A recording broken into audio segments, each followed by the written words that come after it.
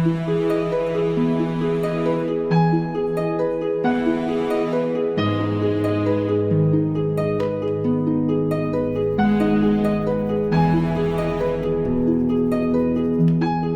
pessoal, tudo bem com vocês? Sejam todos bem-vindos a mais um vídeo aqui no canal do YouTube. E como sempre, falando de desenho realista, hoje eu vou mostrar para vocês como eu faço um sombreamento em um cabelo claro, com brilho, com sombras. Mas antes, te convido a se inscrever no canal para você não perder nenhum conteúdo, ficar por dentro aí de tudo que eu venho postando aqui no canal do YouTube. Bom, então nesse cabelo eu começo utilizando a lapiseira 03 com grafite B, e nessa etapa do cabelo eu começo fazendo traços bem leves, marcando todas as manchas do cabelo, e eu também vou marcando todas as partes que terão sombras. Uma dica que eu dou para vocês é evite ao máximo pressionar a lapiseira, tá?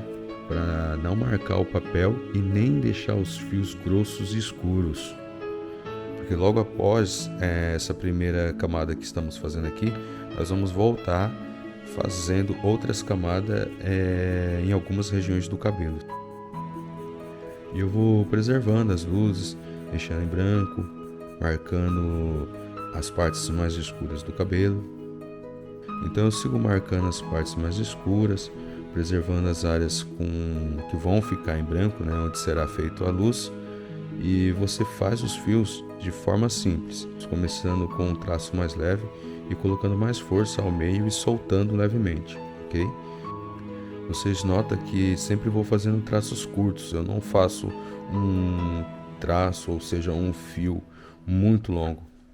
E lembrando, tá, que eu estou utilizando a lapiseira da marca Pentel, mas você pode fazer com outra lapiseira de outra marca ou da sua preferência, ou até mesmo você pode estar fazendo com lápis, desde que ele esteja com a ponta bem apontada, tá? E uma dúvida ao fazer um cabelo realista é sobre o uso do esfuminho ou papel para esfumar. Se tiver partes que serão desfocadas, vocês podem usar o esfuminho, pode usar o papel.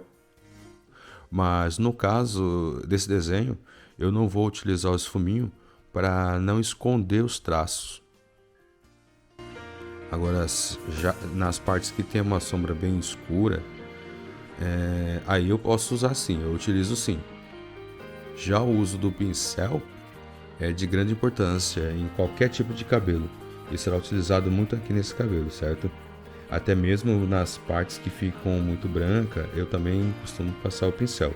O esfuminho é mais no caso de uma correção, né? Se eu tivesse feito um fio aí meio que ficou meio desproporcional, meio grosso, meio rústico demais, aí eu passo o esfuminho, mas somente naquela parte, naquela região, naquele fio ali, suavizar um pouquinho, né? Dependendo do desenho, algumas partes eu utilizo o esfuminho sim. Uma outra dica que eu quero passar para vocês é que se as partes que você preservar ou que você preservou com o branco acabou sendo manchada, né? Porque você vai desenhando, vai passando o pincel e aquela parte que você deixou em branca, ao qual seria feito o brilho, ela acaba perdendo, né? Aquela tonalidade, ficando mais escura. Aí sim, nessa parte aí eu vou utilizar a caneta borracha, tá? E eu vou fazendo uns risquinhos em cima dela para ela voltar a ter uma tonalidade legal. Outra pergunta que o pessoal me faz muito é o seguinte: posso utilizar a caneta elétrica para fazer fios em um cabelo realista? Olha, eu te aconselho a não utilizar, tá? A não ser que ela seja para passar em alguma região bem pequena, para fazer pontinho, manchas. As canetas elétricas, ela tem um giro muito forte. E quando você passa com a finalidade de criar um fio, tem que se atentar a duas coisas.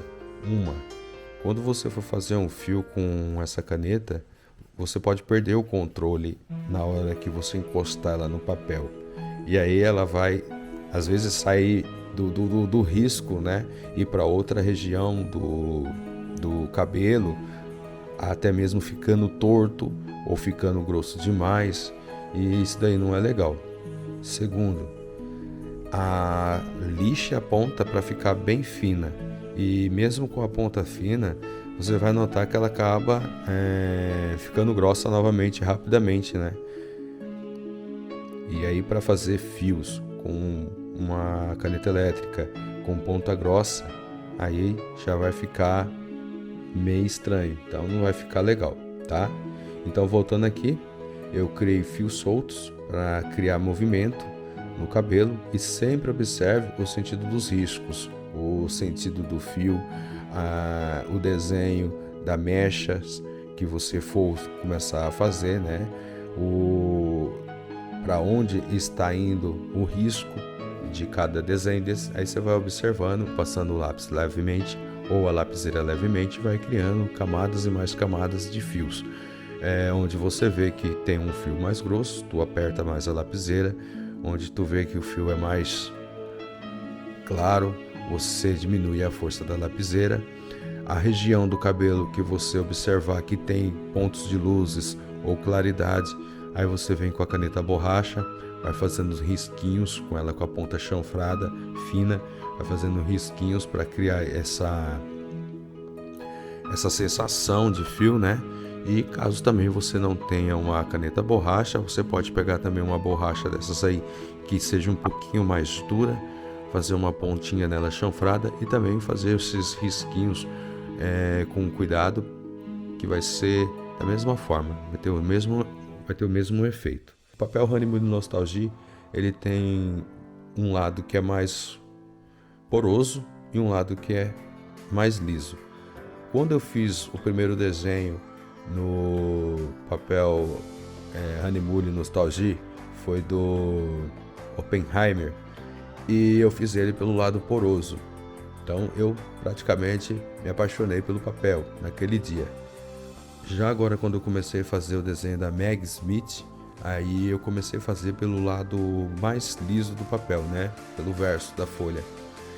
E a começo eu já não gostei muito, eu achei já diferente.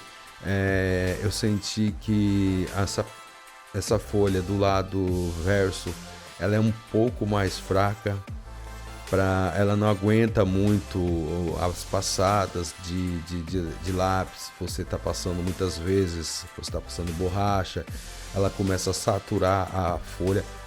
Isso daí foi do lado do verso, tá? No lado mais poroso, não percebi isso, porque acho que também até porque eu não andei apagando muito o desenho. Mas esse daqui, como eu andei apagando muito para tentar arrumar, para deixar na tonalidade certa, ele acabou ficando saturado. Então ele acabou marcando, assim, dando aquela sensação de que o papel não é legal. Então, com isso, eu acabei meio que desanimando com o desenho, a ponto mesmo até de querer desistir.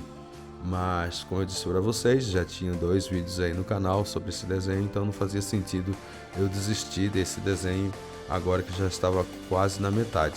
E como eu digo sempre, né, o importante é a gente tentar e mostrar o resultado, seja ele bom ou seja ele ruim. Qualquer tipo de resultado para nós é uma experiência que nós fazemos, é uma experiência que nós passamos, é conhecimentos que nós aprendemos e serve de lição para que uma próxima vez que eu for fazer esse mesmo desenho, eu acabe tomando mais cuidado e fazendo de uma outra forma, né? Tudo isso com base no aprendizado dessa primeira etapa que eu fiz, nesse primeiro desenho. E, como eu falei, o resultado ficando bom ou ficando ruim, eu vou mostrar aqui no vídeo de qualquer forma, tá? Porque assim, todo mundo erra, eu também erro, e o importante é a gente tentar, a gente praticar, a gente fazer aquilo que a gente gosta. E tudo isso serve de aprendizado, é conhecimento que nós aprendemos, é técnica que nós aprendemos a melhorar. Bom, pessoal, então finalizando aqui essa videoaula de hoje aí, espero que vocês tenham gostado. Não esqueça de se inscrever no canal, deixar um like aí para me ajudar e até o próximo vídeo. Um grande abraço a todos e tchau.